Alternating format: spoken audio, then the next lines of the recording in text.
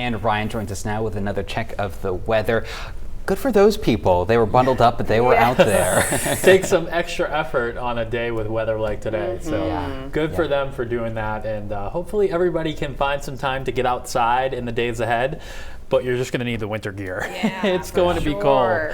While many of us were dealing with rain today, some needed snow fell up in the mountains. Live look at Sugarloaf. They had about 4 inches at the base, closer to 6 up at the top.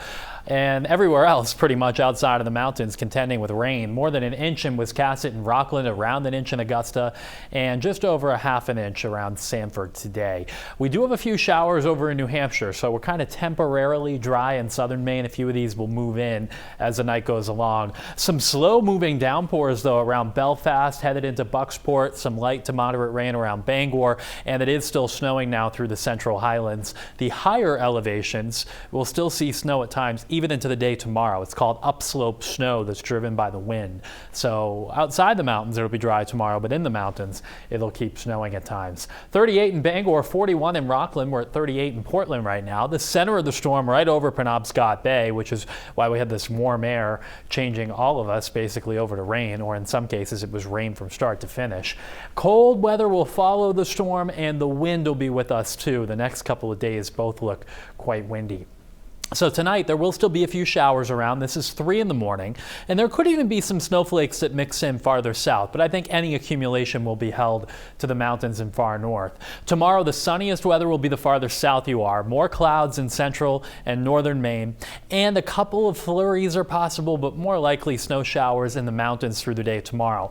What all of us will be dealing with tomorrow, though, is the wind. There's a wind advisory up only for southern Maine, but I think it's really the western half of the state that will have some gusts to at least 40 miles per hour, and possibly a few that get close to 50. And that wind will stay up even into tomorrow night and then into Friday too. It won't be quite as strong on Friday, but even Friday morning, still gusting past 30 miles per hour in some spots.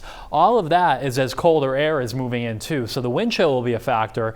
Tomorrow during the warmest part of the day, feeling like the single digits in the mountains, 20s everywhere else. And then heading into Friday morning, I think our wind chills will be below 0 in the mountains, and during the warmest part of the day, Friday, it won't feel all that warm. Teens to around 20 for the wind chill, and only in the single digits in the mountains and up north. So the cold air moves south, and naturally you're probably wondering, will that lead to any snow? Right now it looks like the storm track stays suppressed to our south, so there are storms, but they're just not coming up here. So it will be a cold and dry stretch of weather beginning tomorrow that may take us all the way into the middle of next week. Gale warnings up on the water. Seas will be running 7 to 10 feet tomorrow. So snow showers will continue tonight and tomorrow in the mountains, and there will be some additional accumulation with elevation. In the valleys, not much additional.